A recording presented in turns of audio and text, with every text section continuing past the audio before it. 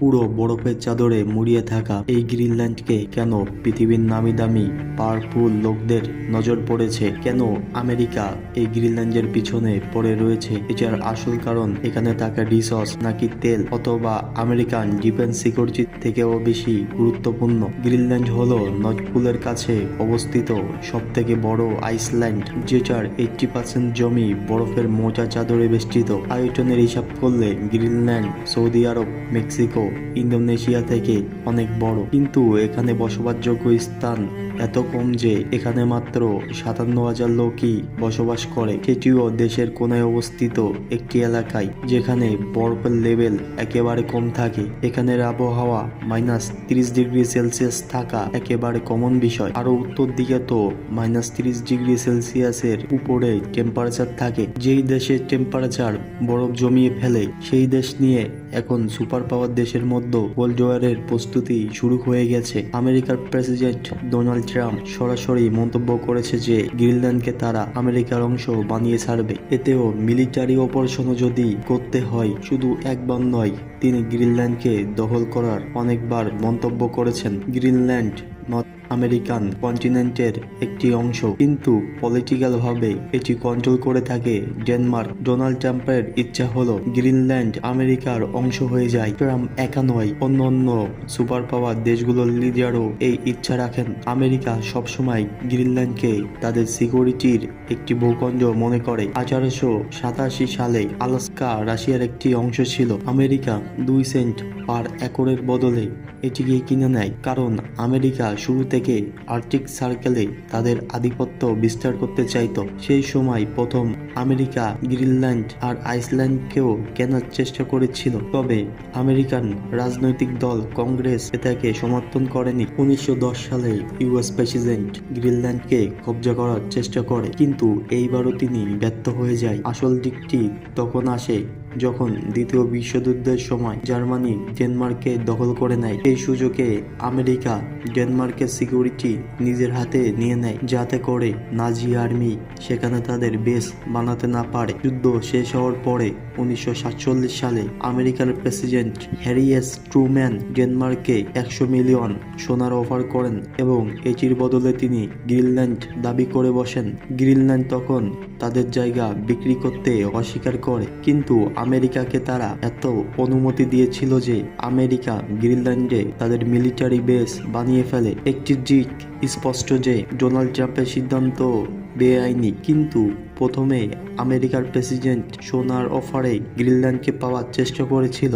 এই দিক বিবেচনা করলে দেখা যায় ট্রাম্পের এই সিদ্ধান্তের পিছনে অনেক বড় অজুহাত রয়েছে। ভেনেজুয়েলার প্রেসিডেন্ট নিকোলাস মাদুরোকে তিনি তার নিজ দেশ থেকে গ্রেপ্তার করে ফেলে। এরপর তিনি গ্রিনল্যান্ডের দিকে নজর দেয়।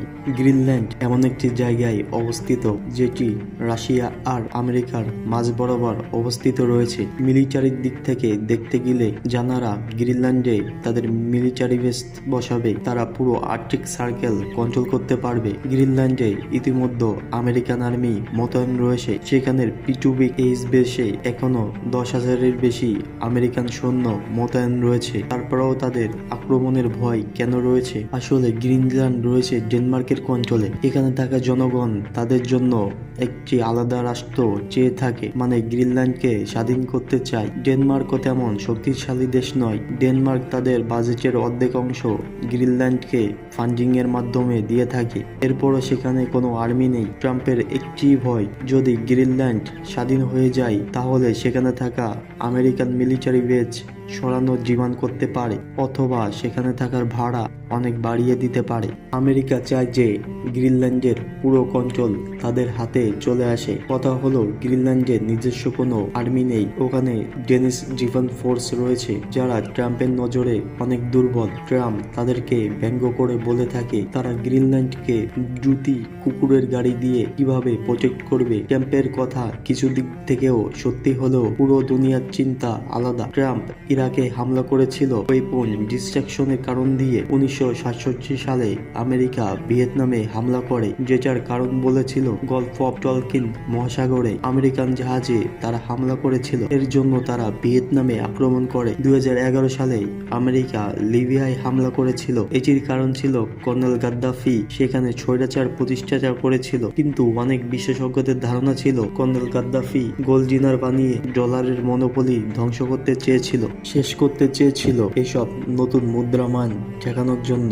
গ্রিনল্যান্ড ইস্যুতেও আমেরিকা বলে গ্রিনল্যান্ডকে রাশিয়ার থেকে বাঁচানোর জন্য আমেরিকা সেখানে দখল করবে। শুধু সিকিউরিটি নয়, বাকি প্রাকৃতিক সম্পদকেও তারা দখল করতে চায়। সিকিউরিটিকে বাদ দিলেও বলা যায় যে গ্রিনল্যান্ড পৃথিবীর 7টি জায়গার মধ্যে একটি যেখানে রিয়াল ম্যাটেরিয়াল অনেক মজুত রয়েছে। এই মিনারেল গুলো এত দামি যে ভবিষ্যতে টেকনোলজির জন্য এটিকে অক্সিজেন বলা হয়ে থাকে। গ্রিনল্যান্ডে এভারেজ বরফের লেয়ার 2 কিলোমিটার পর্যন্ত, কিন্তু এই বরফ কোটি কোটি বছর আগের, সেই জন্য এখানে অনেক মূল্যবান রিসোর্সেস থাকতে পারে। জিওগ্রাফিক্যাল রিসার্চের তথ্য অনুযায়ী গ্রিনল্যান্ড পৃথিবীর 8ম দেশ যেই দেশে রিয়াল ম্যাটেরিয়াল রয়েছে, যেখানে নিজোইয়াম যেটি ব্যবহার করে ইলেকট্রিক গাড়ি ও টারবাইনের মাধ্যমে ম্যাগনেট তৈরি করা হয়ে থাকে। আবার এখানে গ্যালিয়াসেস মজুত রয়েছে যেগুলো ব্যবহার করে এআই উন্নত রাডার সিস্টেম এর মেটেরিয়াল হিসাবে কাজ করে। আবার গ্রিনল্যান্ডের বরফের নিচে ইউরেনিয়ামেরও মজুত রয়েছে, যেটি নিউক্লিয়ার বোমা বানাতে অনেক সাহায্য করে থাকে, এবং এখানে সিলিকন ম্যাটেরিয়ালও পাওয়া যায়। এসব এলিমেন্টগুলো আমাদের ভবিষ্যৎ প্রজন্মের কাছে অনেক দামি হিসেবে ব্যবহার হবে। একটি ফ্যাক্ট জানলে অবাক হবেন, এই পৃথিবীতে এখন মিনারেল সাপ্লাই করার 90% ম্যাটেরিয়ালের উপর চায়নার কন্ট্রোল রয়েছে। চায়না এসব ম্যাটেরিয়াল এক্সপোর্ট করার উপর অনেক লিমিট লাগিয়ে রেখেছে, যাতে ওয়েস্টার্ন কান্ট্রিগুলোকে পিছনে রাখা যায়। এটিও সত্যি যে ভবিষ্যতের যে কোনো সময় তাদের শক্তিশালী মানা হবে যাদের কাছে এইসব ম্যাটেরিয়াল থাকবে। এটিও একটি কারণ ট্রাম্প গ্রিনল্যান্ডকে দখল করতে চায়, যার কারণে চায়নার মনোপলি তিনি ভাঙতে পারে। একটি সার্ভে অনুযায়ী নর্থ ইস্ট গ্রিনল্যান্ডের নিচে 31 মিলিয়ন ব্যারেল তেলের মজুদ রয়েছে, এবং বাকি গ্রিনল্যান্ডের এরিয়াগুলোতে কি পরিমাণ তেলের মজুদ রয়েছে এটার কোনো ডেটা নেই। সিকিউরিটি, রেয়ার এলিমেন্ট আর তেলের মজুদ অনুযায়ী ইন্টারনেট সিকিউরিটি এখানে অনেক বড় কারণ রয়েছে। পৃথিবীর কমিউনিকেশন সিস্টেম সমুদ্রের নিচে থাকা কেবলের মাধ্যমে হয়ে থাকে। গ্রিনল্যান্ড এমন একটি জায়গায় অবস্থিত যেখানে থাকা কেবল ইউরোপ আমেরিকার সাথে কানেকশন সেট করে রাখে। এটির কারণে যদি আমেরিকার কোনো যুদ্ধ জাহাজ এই কেবলটির উপর দিয়ে চলাচল করে, তাহলে আমেরিকা জানতে পারবে। আমেরিকার ভয় হলো যুদ্ধের সময় রাশিয়া এই কেবলগুলোকে কেটে আমেরিকার কমিউনিকেশন সিস্টেম বন্ধ করে দিতে পারে। ওনাদের ধারণা গ্রিনল্যান্ড যদি আমেরিকার কাছে থাকে, ইউরোপ আর আমেরিকার সাথে যুক্ত এই আর্থিক কেবলগুলো সুরক্ষিত থাকবে। এরপর গ্রিনল্যান্ড পৃথিবীর টপ স্থানে রয়েছে, যেখানে একটি ফ্রি-টু-ফিক গ্রাউন্ড স্টেশন রয়েছে। এটি একটি অ্যাডভান্স রাডার সিস্টেম। এটি ব্যবহার করে রাশিয়ার নিউক্লিয়ার মিসাইল ট্র্যাক করা ও লঞ্চ করার পরেও এটিকে ডিটেক্ট করা যাবে। যদি এসব মিসাইলগুলোকে আমেরিকার দিকে ফায়ার করা হয়, তাহলে এই মিসাইলগুলোকে গ্রিনল্যান্ডের উপর দিয়ে যেতে হবে। এটার মানে হলো আমেরিকা যদি গ্রিনল্যান্ডে না থাকতে পারে, তাহলে রাশিয়ার যে কোনো হামলার মোকাবেলা আমেরিকা করতে পারবে না। থেকে বড় কারণ যেটির কথা কেউ বলছে না, সেটি হলো ট্রেড রুট। আমেরিকা এমন একটি রাস্তার খোঁজে রয়েছে যেখানে ইউরোপের দেশ ও এশিয়ার গুলোর দেশ থেকে আসা জাহাজকে ব্যবহার করে তারা বাণিজ্য করতে পারবে। আগের সময় এশিয়ায় যেতে হলে জাহাজগুলোকে অনেক রুট পাড়ি দিয়ে আসা লাগতো। আর্কটিক মহাসাগরের রাস্তা সবসময় বরফ দিয়ে বন্ধ থাকে, যার কারণে এই রাস্তা কার্গো জাহাজের জন্য পার করা অনেক ঝামেলার হয়ে যায়।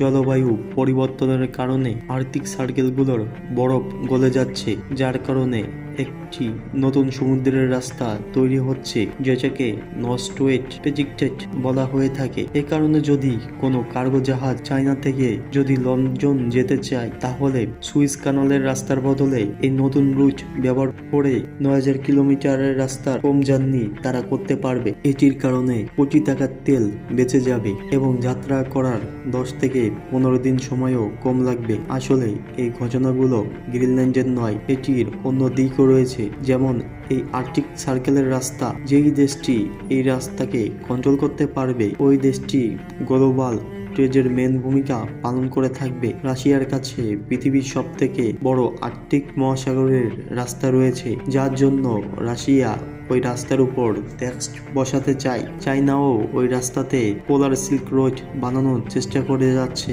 আমেরিকার এই বিষয়ে ভয় যে যদি আমেরিকা পিছনে পড়ে যায় তাহলে গ্লোবাল ট্রেড ওয়ারের চাবি রাশিয়ার হয়তোবা চায়নার কাছে চলে যাবে, যেটি আমেরিকার কাছে একটি ভয় মাত্র।